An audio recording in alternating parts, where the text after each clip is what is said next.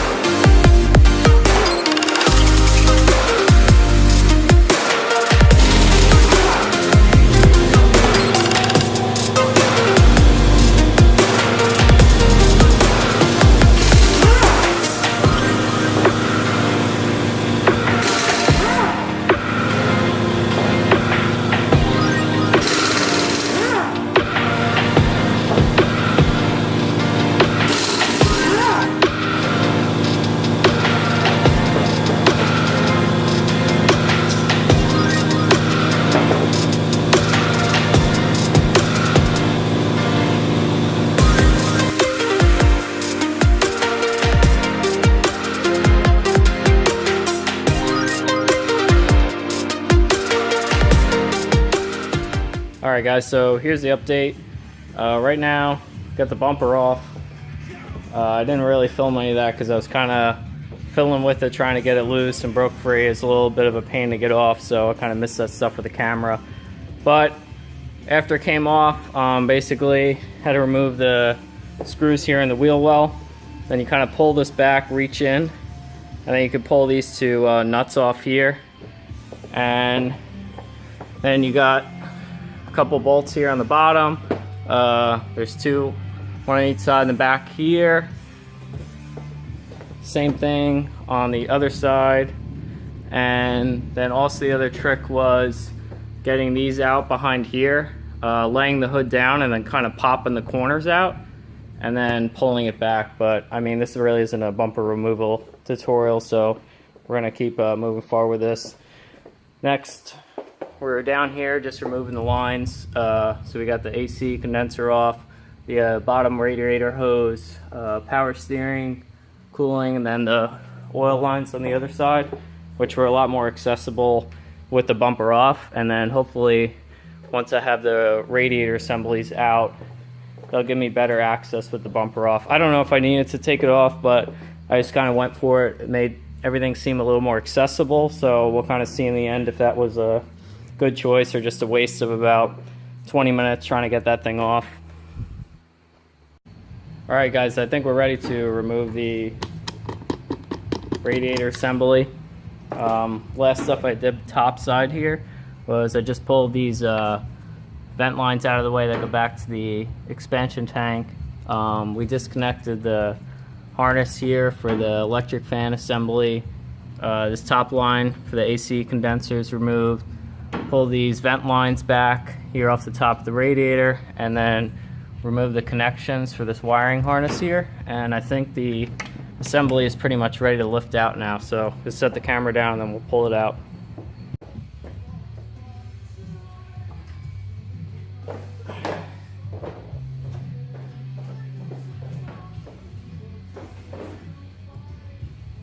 Got it done. I'm here by myself in the garage, so I don't really have any help, and I don't want to risk taking the hood off by myself and scratching or messing something up, so I'm trying to get away doing this with the hood on. Probably be a lot easier with it out, but hey, that opens everything up here and looks like we can access everything to get the cam out. So let's keep going. Alright, so here's the update. Working on the steering rack right now because, as I'm sure you all know, it's blocking the harmonic balancer, so you can't access any of the timing cover set. So right now we just removed the two bolts holding the rack in. It's set on a bushing, and then we also removed the knuckles over here. The wheel was straight when we pulled the car in, so I'm not going to move anything, so it should just bolt back together. Same thing here. And then I'm going to go from the top, and I got to remove these two lines on the steering rack here, and then disconnect the rack, and then hopefully we'll be able to slide it out. I'm shooting for the passenger side because I saw the ABS brake lines and everything running there, which would be blocked, if you could see that, if we wanted to pull it out. So I'm gonna try and go for the other side so we don't have to disturb any of that stuff, but we'll see how it goes. So here's the two lines I was talking about. Right there, this guy and this guy there, we're gonna remove those two. Next, I'm gonna remove this rack and the connection here. So I'm gonna make a paint marker, scribe mark or something to mark the position, so that way when this goes back, the wheel and everything is realigned and there's no issues with that. So we're just gonna make a good mark and relative position so we put it all back together how it came apart. So as of now, we got the rack pulled out to the side. You can see it's sticking out on the passenger side. And this is about as far as I could get it. I'm not really sure how to maneuver this part of it with the pump assembly out through it. So I feel like I have enough room. And I just have pretty much the tie rod here sticking out, which I can move out of the way, and you can see it's pretty accessible here to get the harmonic balancer off. I'm going to work on the water pump now and see if we get that removed, and then kind of get down to the timing cover here.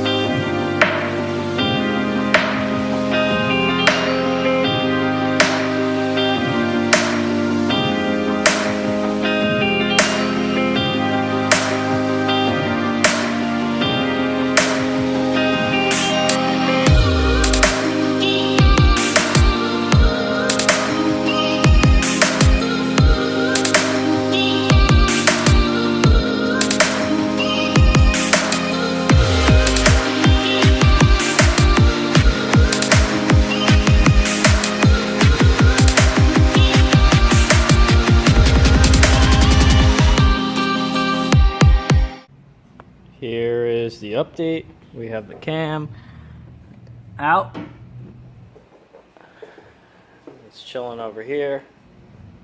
Got all the lifters, lifter trays, timing gear set, thrust plate, and we have the stock LS7 cam. We did make our first pretty serious mistake. Unfortunately, I was reading some info on the forums, and guys were recommending, oh, you need to drop the oil pan down a little bit before you pull the oil pump off, otherwise you mess the seal up. And then I kept reading down, other people are saying, oh no, that's not necessary, as long as you're careful with it, pull it back nice and even, you'll be fine. Well, you'll see down here, the oil pump seals themselves are fine, but what happened was the pan gasket, this little part of the O-ring, you see the little tail flapping up, got nicked pulling it back, and same thing on the other side, see that? So unfortunately we are going to have to drop the pan and change this out, because I don't want to risk just doing a little cheapo RTV, you know, slap it back together fix, and then have this leak later on. So I think I'm just going to change the pan gasket And here we'll do a little sneak preview of the camshaft we're going to be installing. Got this in the mail.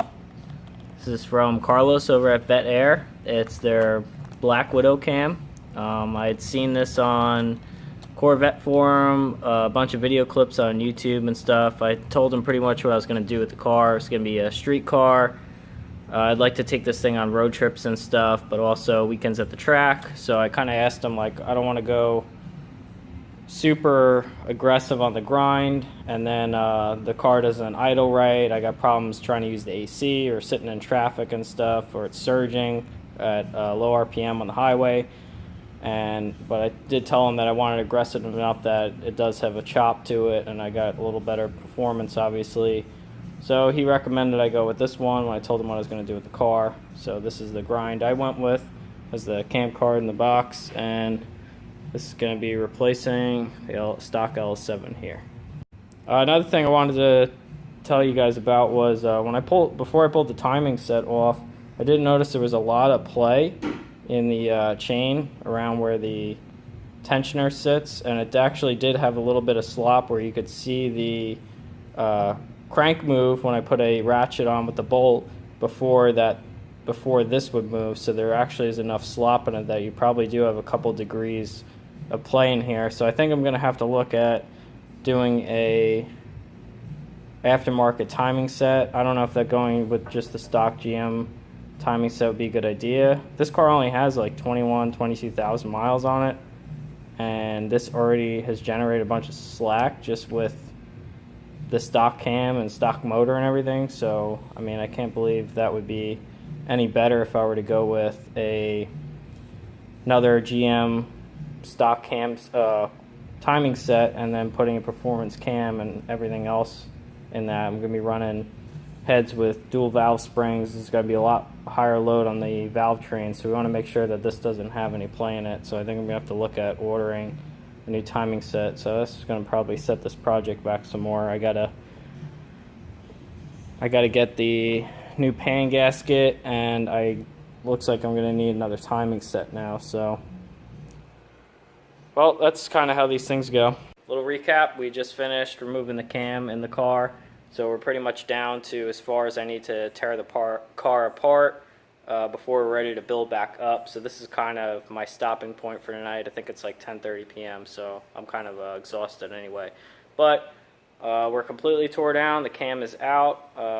We're pretty much prepped and ready to put the new one in, aside from I need to source a new aftermarket timing set for this thing, and then also I need to replace the pan gasket. As you saw, I messed the front seal up on that pulling the oil pump, so I'm going to need to replace that.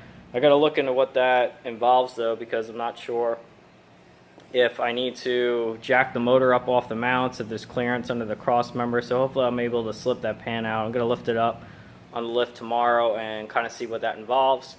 And obviously I got to get the gasket and the timing set, so that's going to hold us back a little bit. But I guess we can put the cam in tomorrow and kind of bolt the thrust plate up. I can put the lifters back in, stuff like that, and then maybe even I'll start putting the heads and everything like that on, and then we'll do the front of the motor after. I don't know if that would really affect anything, if it's going to be easier or harder, but I want to continue making progress on this. If I keep waiting for parts, this project's really going to drag out. It's already taken me too long because of hiccups with parts and waiting on the heads to come back from the machine shop and everything like that. So we're going to keep moving forward with this.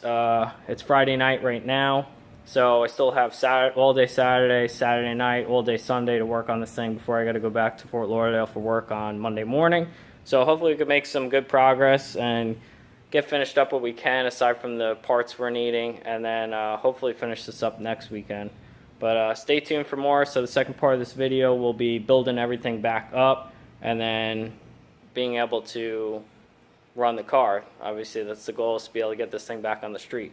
So stay tuned for part two. We're going to be getting this car built back up and see everything that's involved in putting this all back together and getting the motor running again.